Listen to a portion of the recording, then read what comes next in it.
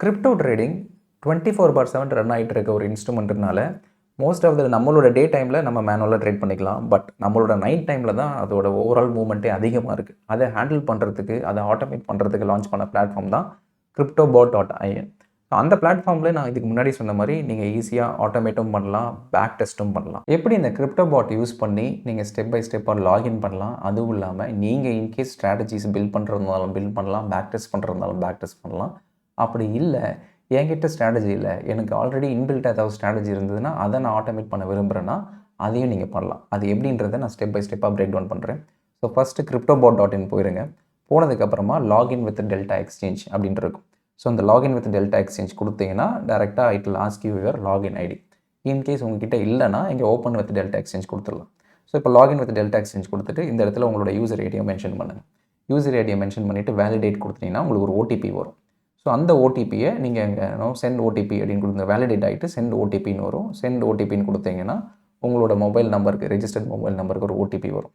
அந்த ஓடிபியை நீங்கள் என்டர் பண்ணி வேலிடேட் பண்ணணும். ஒன்ஸ் ஓடிபியை வேலிடேட் பண்ணி உள்ளே போனதுக்கப்புறமா உங்களுக்கு you will be able to see இந்த மார்க்கெட் பிளேஸ் மாடல் என்னென்ன ஸ்ட்ராட்டஜிஸ்லாம் டிஃபால்ட்டாக நாங்கள் க்ரியேட் பண்ணி வச்சுருக்கிறோம் அப்படின்ற ஸ்ட்ராட்டஜிஸ் எல்லாம் you can see.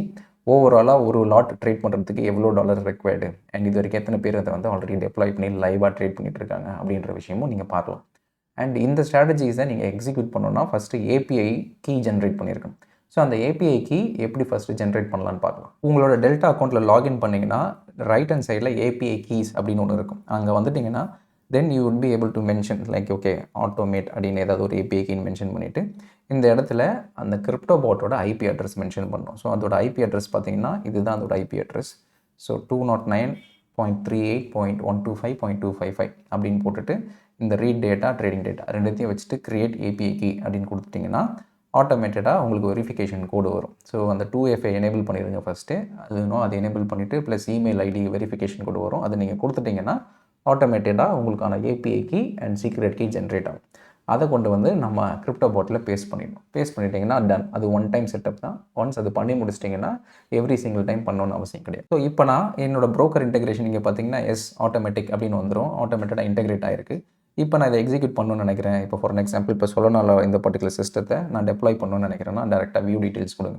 டீட்டெயில்ஸ் கொடுத்துட்டு இப்போ இதில் டெப்ளாய் ஸ்ட்ராட்டஜி அப்படின்னு இருக்கு இல்லையா. ஸோ இப்போ இந்த டெப்ளாய் ஸ்ட்ராட்டஜி நான் கொடுத்துட்டேன்னா எவ்வளோ நம்பர் ஆஃப் லாட்ஸ் வேணும், ஒரு number of லாட்ஸாக, 2 number of லாட்டா.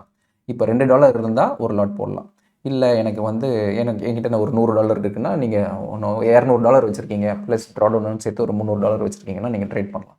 So பேசிக்கலாக இங்கே மார்ஜின் ரெக்வயர்மெண்ட் எவ்வளோ இருக்கோ அதுதான் வந்து உங்களோட கேபிட்டல் ரெக்வயர்மெண்ட்டும். ஸோ ஒரு லாட்டுன்றது $1 வந்து ₹85 அவ்வளோதான்.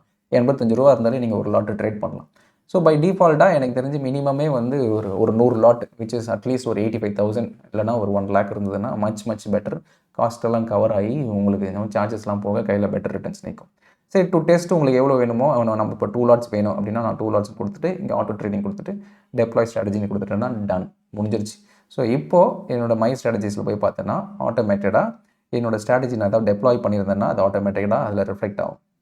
ஸோ நீங்கள் அதை வச்சுட்டு you can track it and நீங்கள் வேறு எதுவுமே பண்ண தேவையில்லை. ஸோ அந்த ஸ்ட்ராட்டஜி எப்போலாம் ரன் ஆகுமோ அது இங்கே ஆட்டோமேட்டிக்காக டெப்ளாய் ஷோ அப் ஆயிரும் அண்ட் உங்களோட அக்கௌண்ட்லேயும் ஆட்டோமேட்டிக்காக எக்ஸிக்யூஷன்ஸும் நடந்துடும்.